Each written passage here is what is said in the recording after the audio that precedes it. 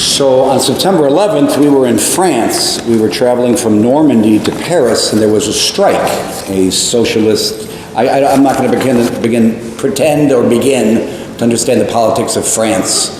But we were on the bus forever. The bus driver, because of union regulations, had to pull over, and a bus driver had to change buses.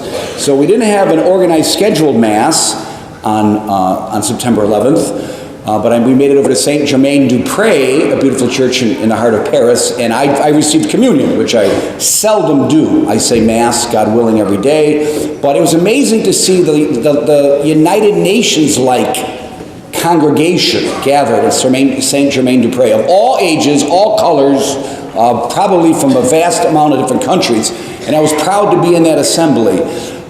So I arrived yesterday with a 2-hour plane delay. The pilgrimage group that I took to France, we arrived in Chicago and went immediately to the Haiti fundraiser. So I want to thank all those who were part of the Haiti fundraiser. After Mass this morning, besides all the Knights of Columbus offering you breakfast, there are some pieces of Haitian art. Metal workings and paintings, there's coffee, there's baskets. It's all part of a fundraiser to support the Louverture Cleary School. So I know those of you who go out that way are, some already got their keys ready and they're ready to run. Consider just stopping in if you don't want the breakfast to see if any of that stuff appeals to you, or if you might want to make a contribution. I understand about Harvey. I don't understand, but people are being asked to give to Harvey, to Irma. There's a cause around every corner.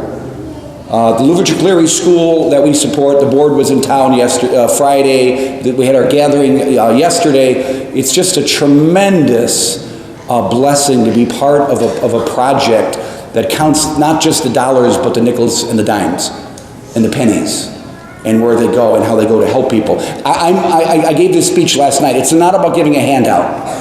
That's where I'm at. It's about giving a hand up. And you should discriminate that when you give money to other charities. If you want to give handouts, that's your business. I like to give hand-ups. Big difference. There's a difference between aid, like in Haiti, for example, after the earthquake. They needed aid. They needed water. They needed food. They needed rice.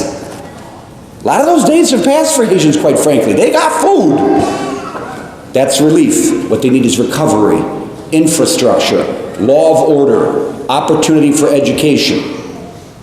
So if any of you ever wants to get involved in the future or be part of this larger mission that our parish participates in, the Louverture Cleary School in Haiti, I'd love you to do so. Having thought this thought, sitting on the chair, there's enough people, I don't know how many people are at Mass this morning, but about an eighth of you have been either to Ireland, Haiti, Rome, or Paris with me. And it's getting to be a small parish for me. I'm liking this. So keep your eyes open to involve yourself in something deeper. Obviously, your first and foremost commitment of charity starts at home. It starts with your spouse, children. It starts with your parents. And I think the overall message to take out of the gospel today about forgiveness, do not give forgiveness begrudgingly. Look at the crucifix for 1 second. Again, if I'm the boss, we change it tomorrow. It's life-size with lots of blood. That's the one over my bed. Look at the crucifix for a second. He gave it all. Held nothing back. Yes, God is a God of justice. Yes, the bad will be punished. But He's first and foremost a God of love who gives mercy. And if you and I get mercy, shame on me if I withhold mercy.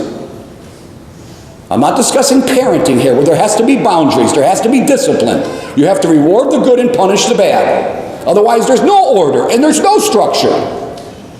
The kids in Haiti, their work day starts at 5. You can't even imagine this. 7th to 13th graders living in dormitories, in a boarding school, self-monitoring from 5:30 a.m. to 9 o'clock p.m.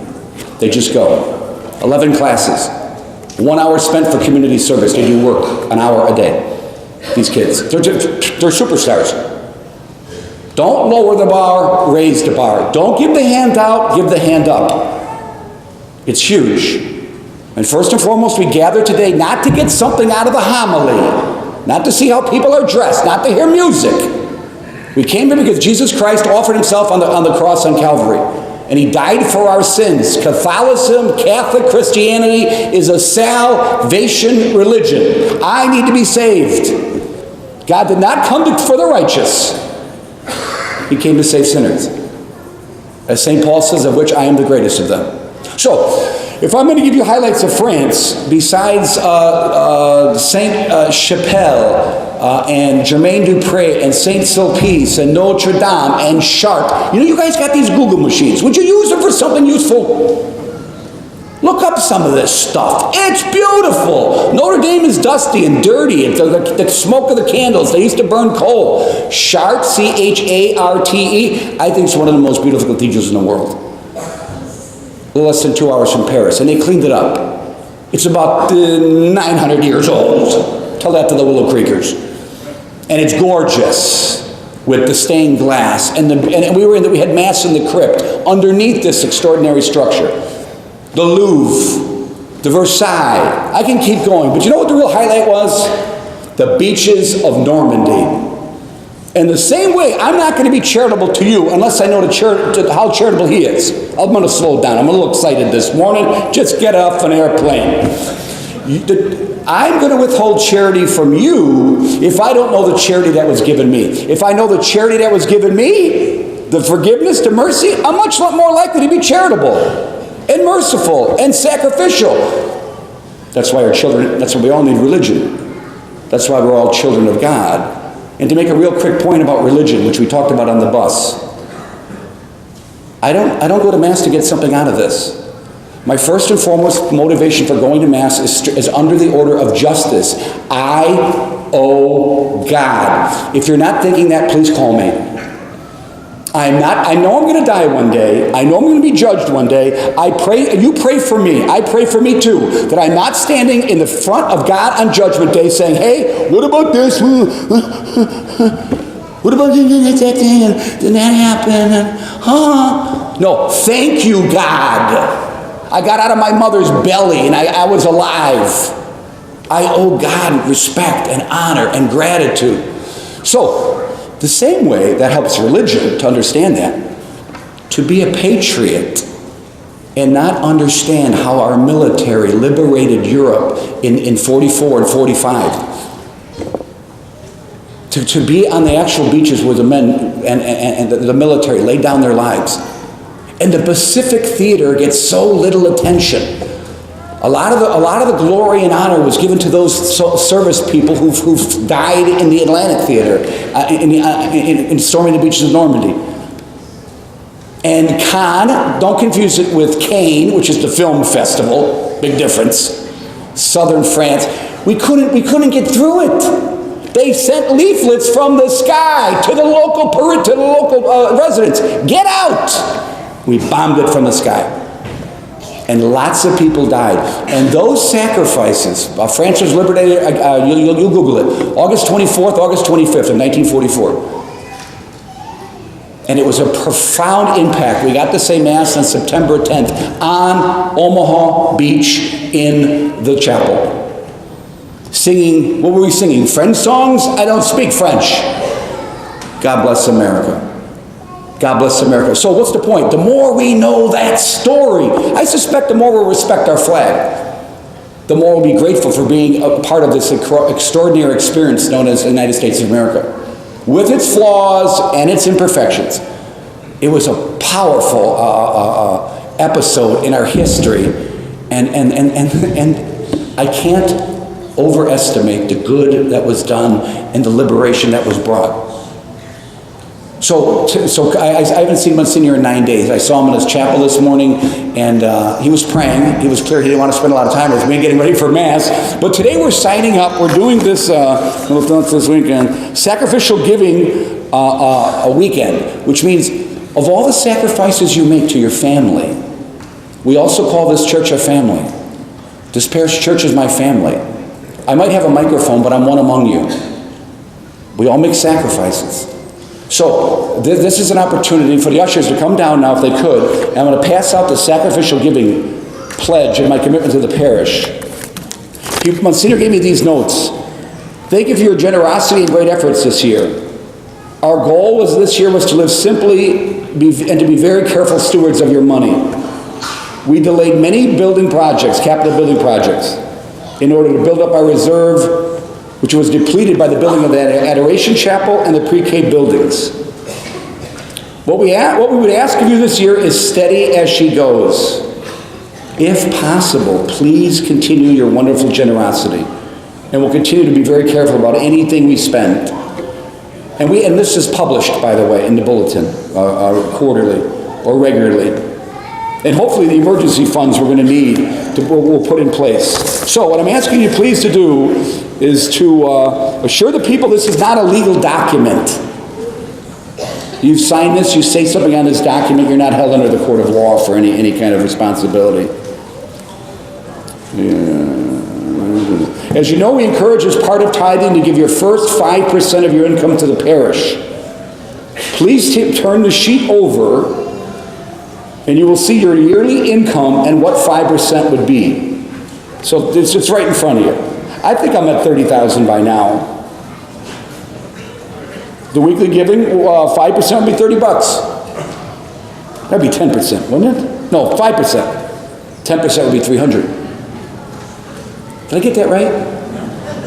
What's 10% of 33? That's $3,000. Hang on, it's weekly.